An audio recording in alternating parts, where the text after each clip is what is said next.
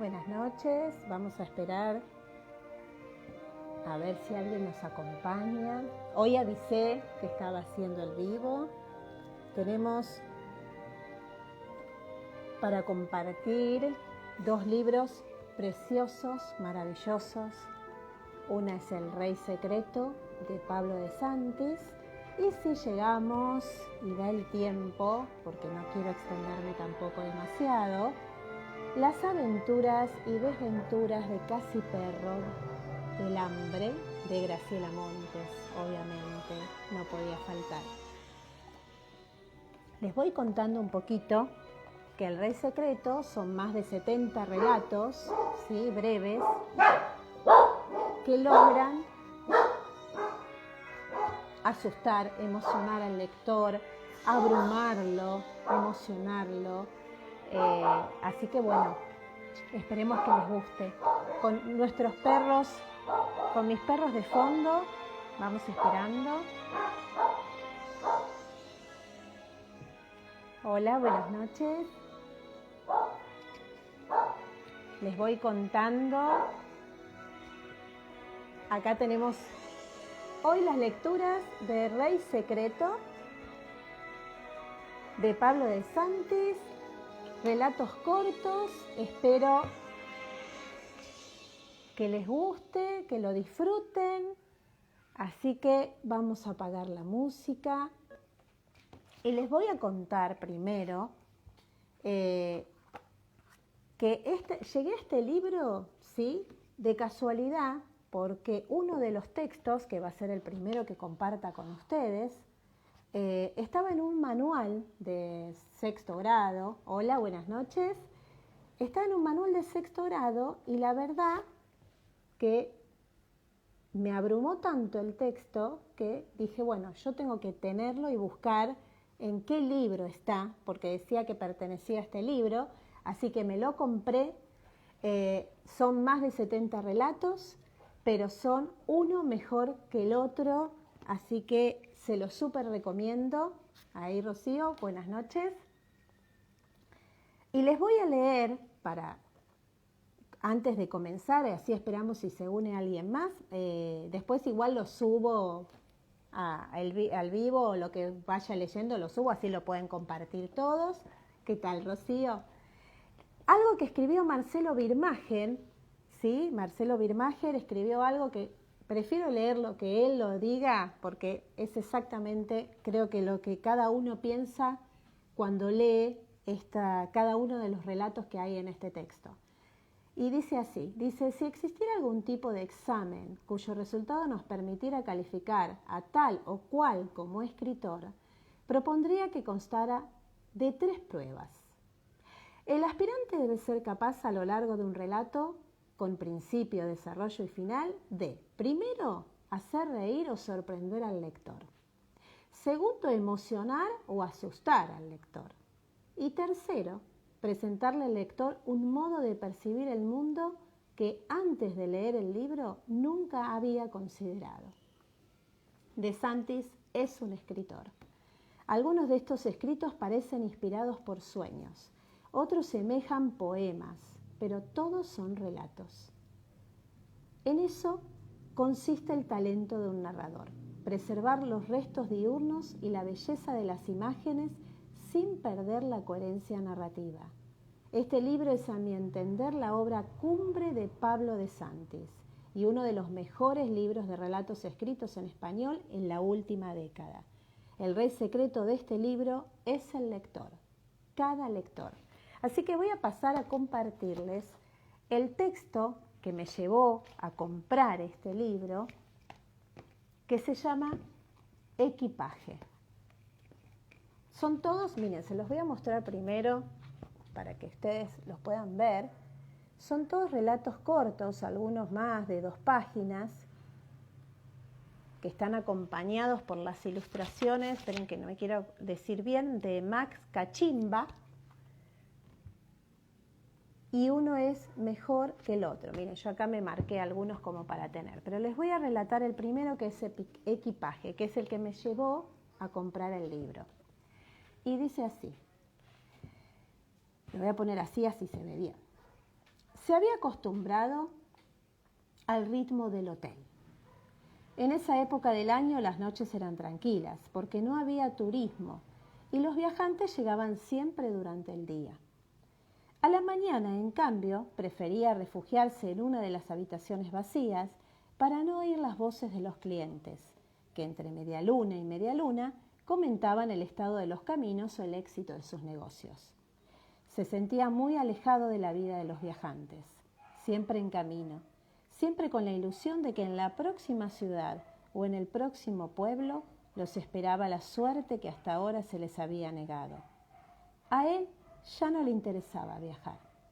Quería un lugar donde afincarse. Aprovechaba las noches para pasear por el hotel. Recorría los pasillos desiertos, subía y bajaba en el ascensor. Si algún cliente se había mostrado impaciente o maleducado, él se encargaba de perturbar su sueño a través de ligeros golpes a su puerta. Pero la tranquilidad se interrumpió cuando apareció la valija. Ya la primera vez que la vio, sola, en medio de un pasillo, le produjo un inexplicable desasosiego. Esa vez pensó que alguien la había dejado olvidada. 2 semanas después volvió a encontrarla, abajo en el hall, junto a uno de los sillones verdes. Estuvo tentado de abrirla, pero se contuvo. Era una valija de cuero, algo ajada. La manija se había roto y la habían reparado con hilos y sal. No sabía si estaba llena o vacía, porque ni siquiera la había tocado. Como la mayoría de los pasajeros del hotel eran hombres, supuso que era la valija de un hombre. Mientras miraba por la ventana del hotel el camino que llevaba a la ciudad, pensaba en la valija. Tal vez la había olvidado alguien mucho tiempo atrás, y los muchachos del hotel la habían sacado del sótano para hacer una broma. No encontraba otra explicación. A veces se sorprendía pensando en el dueño. Le imaginaba una cara, un oficio, algunas circunstancias. Quizás bastaba abrir la valija para saber cómo era. Las cosas que uno pone en la valija son como el resumen de una vida. Ahí está todo lo que uno puede decir de sí mismo. Ahí está todo lo que uno puede esconder. Una noche oyó el ascensor que bajaba hacia él. Cuando abrió la puerta, no había nadie. Pero allí estaba, por tercera vez, la valija. Volvió a sentir el desasosiego, el temor. Ya era hora de abrirla.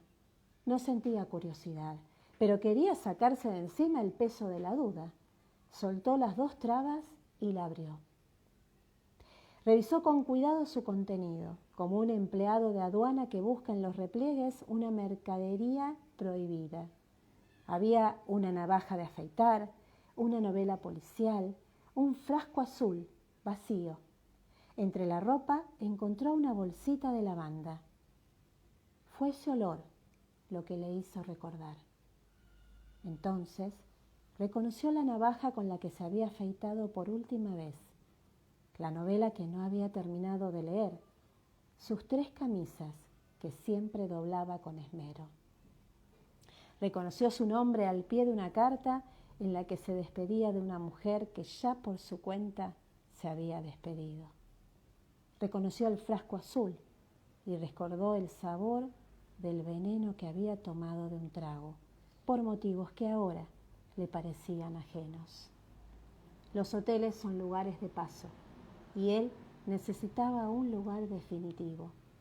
Salió a la madrugada, a la hora que eligen los viajantes cuando tienen mucho camino por recorrer, y aunque le pareció que no lo iba a necesitar, llevó consigo el equipaje. Equipaje de Pablo de Santis en este libro del Rey Secreto. Buenas noches, voy saludando. Si alguno conoce este libro y quiera algún texto en especial para leer y para compartir, bienvenido, me lo ponen, me lo escriben por ahí porque tiene más de 70 y cada uno es mejor que el otro. Así que Porque si no, yo tengo algunos marcados acá para leer. Es Rey Secreto, por supuesto, que da el nombre al libro. Voy a continuar con eso. Cualquier cosa me van escribiendo por ahí si lo conocen y tienen alguno a mano, o si me quieren acompañar en la lectura en vivo, también, más que bienvenidos. Voy a leer Rey Secreto. Les contaba que son todos relatos muy cortos, pero que tienen la particularidad de asombrar, de emocionar, de asustar. Tienen mucho atractivo cada uno de los relatos. Les voy a leer a ver. Rey Secreto. En la ciudad hay un rey secreto. Nadie, excepto los guardianes, sabe quién es. Ni él mismo lo sabe. Puede ser un barrendero, un abogado criminalista, el jefe de estación del ferrocarril. Sus decisiones mínimas son consideradas decisiones de Estado. Sus palabras casuales se convierten en sentencias. Sin saberlo, ordena castigos y ejecuciones. Imaginemos, enciende un fósforo y ordena un incendio. Acaricia a un gato y es liberado un prisionero. Tira una piedra y derrumban una torre. Pero son ejemplos que imaginamos sin certeza alguna. Quizás no hay ninguna relación entre sus actos casuales y sus consecuencias. Enciende un fósforo y derrumban una torre. Cada 7 años, la conspiración triunfa y el rey es asesinado. Entonces, se elige al azar otro rey cualquiera, un médico, un equilibrista, un nombre raro en la guía telefónica, alguien que pasa, el que escribe esto, el que lee esta página. Hola, ¿qué tal? ¿No lo conocían? Bueno, acá se los estoy presentando. Voy a leer algunos, muy cortitos, pero la verdad que son hermosísimos. Recién leí Equipaje, Rey Secreto. Esperen que ya les voy a leer alguno. A ver, La Colección. Miren, acá está este. Se los muestro también. Se llama La Colección. Dice, cada noche al volver a casa, vacío mis bolsillos. Hay cosas que me dan por la calle y otras que recojo del suelo.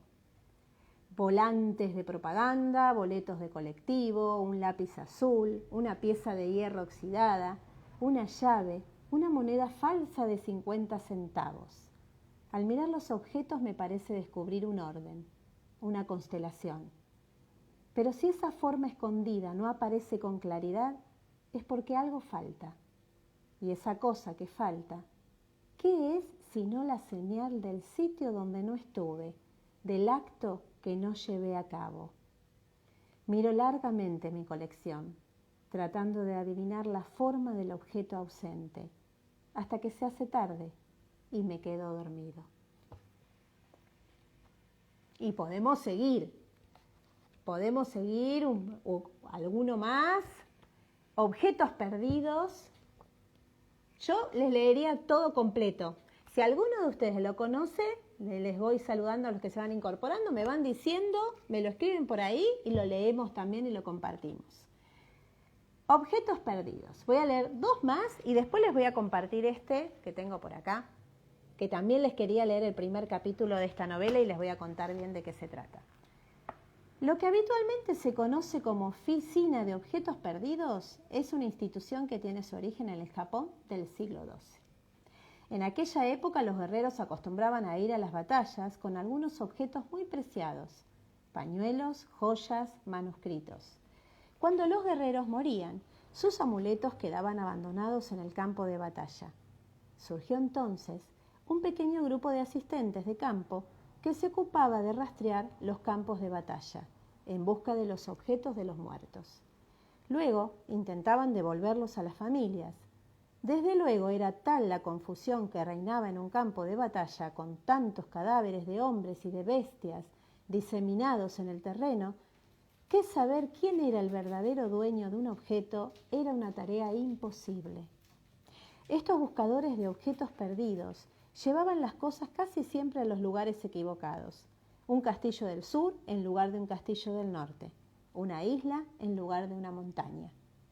Era tantas las distancias que debía recorrer y tan reglamentadas las costumbres japonesas que los familiares de los guerreros muertos no se animaban a advertirles de su error a los mensajeros.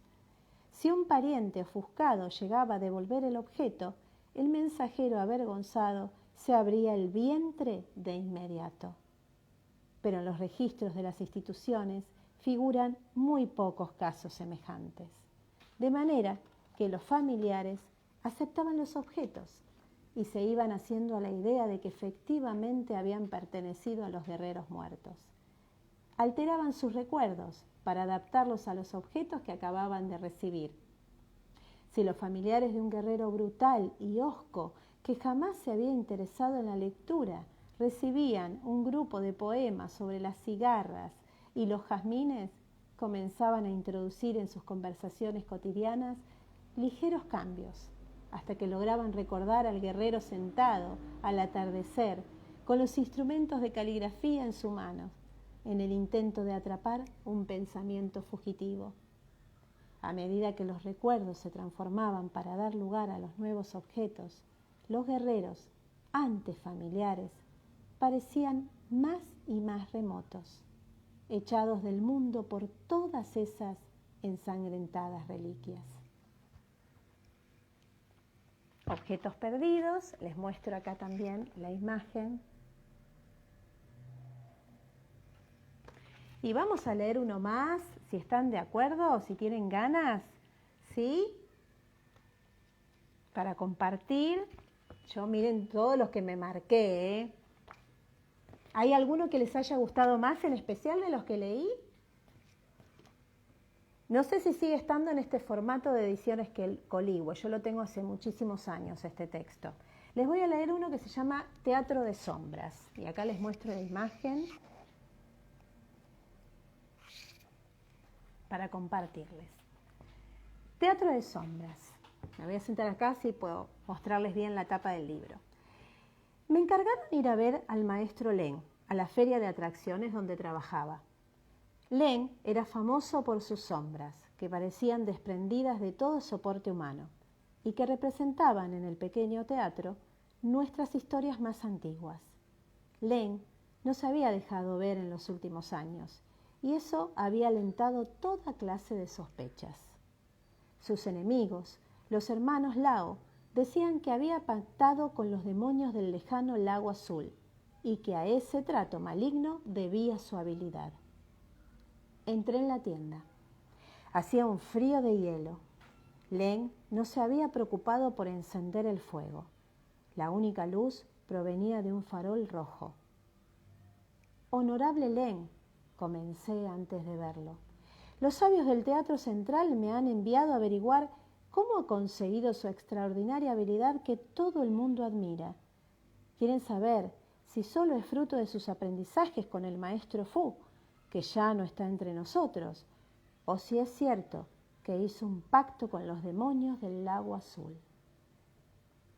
Durante unos minutos creí que no había nadie en la tienda, pero de pronto oí la voz de Len. ¿Eso se comenta que he hecho un pacto? ¿Y qué clase de pacto podría ser ese? Me costaba decirlo, sin que pasara por una falta de respeto hacia Len, pero había aceptado una misión. Dicen que ha conseguido su habilidad a cambio de su sombra. Oí la risa amarga de Len. Mis sospechas quedaron anuladas de inmediato cuando vi, dibujada contra una tela blanca, a la luz del farol rojo, la sombra inconfundible de Len. Dile a los sabios del Teatro Central que no es ese el pacto al que debo mi arrepentimiento. La sombra estaba, pero faltaba Len. Ay, los conocen muy bien. Les leo uno más antes de pasar a este, porque hoy es un vivo cortito para compartir. Tengo acá algunos más, pero El sueño del emperador, La sombra de la princesa. A ver, uno más para compartir, el que ustedes me digan. ¿Alguno más? La sombra de la princesa puede ser, o el sueño del emperador. ¿Cuál les gustaría de los que están ahí para acompañarme? Y es el último, ¿sí?, que compartimos hoy. Así les puedo mostrar un poquito el de Graciela Montes, de las aventuras y desventuras de Casi Perro. A ver quién se anima. ¿Sueño del emperador o La sombra de la princesa? Los dos son cortitos. Como ven, miren los relatos. Este, por ejemplo, también, acompañados por las imágenes. No se anima nadie, ¿eh? Ah, ahí está, La sombra de la princesa. Bueno, ya son dos. Bueno, El sueño del emperador. Vamos con ese. A ver. Había una vez un emperador que al despertar cada mañana olvidaba por completo lo que había soñado. Consultó al sabio de la corte. ¿Por qué en su ciudad todos podían contar sus sueños y él, en cambio, despertaba vacío de historias? ¿Era posible que él, por ser el emperador, no soñara nada? Por supuesto que usted también sueña, dijo el sabio, y como es un emperador, sus sueños son más nobles y más hermosos que los del resto de sus ciudadanos. Si ponemos en su habitación a alguien que escuche las palabras que pronuncia dormido, tal vez tengamos algún indicio sobre la verdadera naturaleza de sus sueños. El sabio ordenó a uno de sus escribientes que permaneciera toda la noche junto al lecho del emperador, atento a cada palabra. En mitad de la noche, cuando todo el palacio estaba dormido y el secretario cabeceaba peligrosamente, el emperador empezó a hablar. El calígrafo esperaba auténticos sueños imperiales, tierras conquistadas, extensión de las fronteras, aniquilamiento de las naciones enemigas, el fantasma de los antepasados señalando el porvenir. Pero he aquí que el emperador solo mencionaba a muchachas. Hablaba del cabello de una serviente, de la piel blanca de una campesina, del cuello de la esposa de uno de los grandes señores. El escribiente prefirió no notar nada y declaró que el emperador no había abierto la boca en toda la noche. Eso es mentira, dijo el sabio, que lo echen al desierto con agua para 3 días. A la siguiente noche, el sabio de la corte buscó a otro escribiente. Este, que conocía la suerte del anterior, se preocupó por tomar nota de cada una de las palabras del emperador. Completó 7 hojas en las que se alteraban los nombres de las mujeres y la descripción de sus cabelleras y los brazos desnudos, brillando a la luz de la luna. El sabio leyó las 7 hojas en silencio y luego dijo: «Este canalla pretende que el emperador sueña con obscenidades, que lo echen al desierto con agua para 2 días». El tercer escribiente entró temblando a la cámara imperial y recibió entre temblores las instrucciones. Luego quedó solo junto al emperador, que murmuraba en sueños palabras casi idénticas a las anteriores, y sumaba a esas mujeres un regimiento entero de criadas. El escribiente se preguntaba qué hacer. El primero, por callar, había sido entregado al desierto. El segundo, por hablar, había sido entregado al desierto. Dejó que las horas pasaran. Poco antes del amanecer tomó una decisión y anotó los sueños que se esperaban del emperador: tierras conquistadas, expansión de las fronteras, el fantasma de los antepasados señalando el porvenir. Envalentonado con su hallazgo, el escribiente mostró al sabio su transcripción.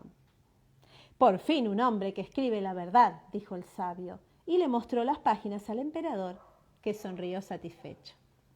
Tanto se aficionó el emperador a la lectura de sus propios sueños que hizo que cada día el escribiente estuviera atento a las palabras que dictaba. Cada mañana, en el desayuno, se entregaba la lectura de esas páginas de gloria. El sabio de la corte empezó a recelar de esta ficción y a temer que el emperador quisiera reemplazarlo por el escribiente. Entonces susurró al emperador: «Estoy seguro de que el escribiente miente y que todo lo que escribe se lo inventa. Esta noche todos los sabios de la corte asistiremos a sus sueños para ver si son reales las palabras que transcribe. Si puedo y pruebo que miente, el escribiente morirá en el desierto. El emperador estuvo de acuerdo, y esa noche todos los sabios de la corte rodearon la magnífica cama imperial. Eran tantos que estaban amontonados y casi asfixiados. Las horas pasaban, y los sabios, que ya no podían estar de pie, escucharon las palabras del emperador. Tierras conquistadas, expansión de las fronteras, el fantasma de los antepasados señalando el porvenir. El escribiente, a su lado, tomaba nota de todo. Esta vez el sabio fue entregado al desierto, con agua para un día. No había comprendido que el emperador no necesitaba que le anotaran los sueños, sino que le escribieran el argumento. Así que con este terminamos la lectura de Rey Secreto. Espero que les haya gustado y les voy a leer este último para terminar. Miren qué cortito es. Dice: el sótano de la biblioteca. Para caminar por los túneles usamos libros como antorchas. Cuando la luz está por apagarse, damos vuelta a la página. Así que, me alegro muchísimo, muchísimo. Muchas gracias, que les haya gustado, me encanta. Y quería mostrar este otro libro también, que es de la misma colección, que por supuesto es de Graciela Montes, una genia, que es Aventuras y Desventuras de Casi Perro del Hambre. No sé si todos lo conocen por ahí. Un pobrecito perro que nace en una camada de 11 perros y su mamá solamente puede alimentar a 10. Por lo tanto, Casi Perro, así es como lo llaman uno de los amos, es abandonado a su suerte, a sus aventuras, hasta poder encontrar saciar el hambre que necesita para poder vivir, ¿no? Un texto bellísimo, no sé si ustedes lo conocen. Les voy a leer solamente el capítulo 1, porque la verdad que me encantaría que lo consiguieran. Y si les gusta, en algún otro momento, después cuando lo suba, les pregunto y hacemos otro vivo para leer un poquito más. Capítulo 1. Cada capítulo habla Casi Perro del Hambre, porque va a contar su historia. Dice: donde explico el comienzo de todo y reflexiono acerca de un gran sentimiento, el hambre, algo que lo persigue a lo largo de todas sus aventuras. Si mi madre hubiese tenido 2 tetas más, mis desdichas y también mis dichas, en fin, mis aventuras, no habrían siquiera comenzado. Y digo 2, aunque una sola habría bastado, porque he notado que las tetas vienen casi siempre de a 2. De a 2, o de a 4, o de a 6, o de a 10, como es el caso de mi madre. Nosotros fuimos 11 hermanos para 10 tetas, y ahí estuvo el problema. Y yo, para colmo, que nací con hambre, un hambre que ni se imaginan, unas ganas de tragarme el mundo que ni les cuento. Muchas veces, cuando estoy tirado al sol rascándome la oreja, se me da por pensar en mi hambre. ¿En por qué será que siempre ando con hambre? No sé si será un defecto mío que yo nací para siempre hambriento o si será más bien que nunca tuve bastante comida. Y todo empezó con la teta, o mejor dicho, con la no teta. Con la teta que no estaba cuando yo recién salido de adentro de la panza de mi madre, donde, para ser sincero, había estado bastante apretujado. Y con la pata de mi hermana, las manchas, siempre metida dentro de la oreja. Muerto de hambre y de soledad y de frío, con los ojos todavía cerrados, sin haber visto nada del mundo, perdido y a tientas, empecé a buscar. Y al buscar encontré el lado de afuera de la panza, que no era tan blando ni tan tibio como el lado de adentro, pero que de todos modos resultaba atractivo y bastante interesante. Y habiendo encontrado, empujé. Me abré sitio lo mejor que pude entre esa muchedumbre de hermanos que acababan de hacer el mismo descubrimiento que yo. Y por fin llegué. y me ubiqué y abrí la boca confiado. Pero no, no y no. Para mi gran desolación ya no quedaban más tetas. Mis hermanos y hermanas chupaban chochos de contento y mi madre de a rato se quedaba echada descansando y de a ratos alzaba la cabeza. Los olisqueaba y les daba unos lengüetazos largos y jugosos. La pobre no sabía contarse B, porque insistía en empujarme a mí también contra el montón de hijos que tenía ahí abajo, sin darse cuenta de que yo era el único número 11 y que por lo tanto le sobraba un hijo o le faltaba una teta. No sé contradecirla y me quedé nomás amontonado con los demás, en parte porque al menos ligaba alguno que otro lengüetazo, que no es lo mismo que la leche, pero que sus alegrías tiene y que en parte porque noté que si me quedaba bien cerca del tigre, algo podía llegar a atrapar. El tigre es mi hermano mayor, no mayor en edad, porque nacimos el mismo día, pero mayor en todos los demás sentidos. Mayor en patas, en hocico, en peso, en cola, en pelos, en colmillos, en fuerza. El tigre nunca se iba a quedar sin teta, eso era seguro. Y ahí me di cuenta de que lo mejor que podía hacer era asociarme. De manera que me abrí camino como pude. Me trepé por encima del colita, lo corrí al Bigotes, que ya se había quedado dormido con la teta en la boca, y me ubiqué bien cerca del tigre. El tigre sí que estaba despierto. El tigre chupaba. ¿Y cómo chupaba? Chupaba con tanta fuerza y con tanto ruido que salían de mi madre chorros de leche tibia, tan gruesos y caudalosos que la boca no le daba abasto para tragarlos. Los dulces restos se le escurrían por el morro. Y ahí estaba yo, al lado de mi hermano el tigre, lamiéndole los pelos del morro, tratando de recoger esa delicia que él desperdiciaba por nadar como nadaba en la abundancia. Me fui alimentando de esa manera, esforzada durante varios días. A la semana seguía teniendo yo unas patas frágiles, quebradizas casi, que apenas sí me sostenían el paso. Pero mi ingenio, en cambio, se había rebustecido mucho a fuerza de hambre. Y me indicó la manera de llegar antes que nadie a las tetas colmadas de mi madre. Era un método sencillo e infalible. Bastaba con que me dedicase a vigilarlas de cerca todo el tiempo. Mis hermanos habían crecido mucho. Estaban cada vez más audaces. Se alejaban, atacaban hojas secas, perseguían pajaritos y jugaban a la guerra. Pero yo tenía algo más importante que hacer: cumplir con mi hambre. De modo que mientras ellos se distraían por ahí, husmeaban, escargaban, recibían picotazos y sufrían grandes accidentes tratando de morder comadrejas, yo me dedicaba esmeradamente a observar las tetas de mi madre. No les quitaba los ojos de encima, y en cuanto veía que ya no le colgaban vacías y lacias, sino que poco a poco empezaban a inflarse y a curvarse hasta quedar por fin gordas como gotas reventonas debajo de la panza, salía disparado como bala hacia el sitio de la felicidad, y ahí me prendía sin esperar siquiera que ella se echara.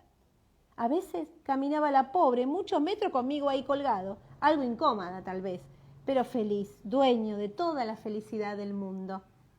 El éxtasis era breve, eso sí, porque no había yo tragado más que 6 o 7 cargas de leche, cuando ya venían todos los demás en patota, dejando hojas, guerras y comadrejas, atraídos seguramente por ese olorcito inconfundible que nos hacía tambalear el alma.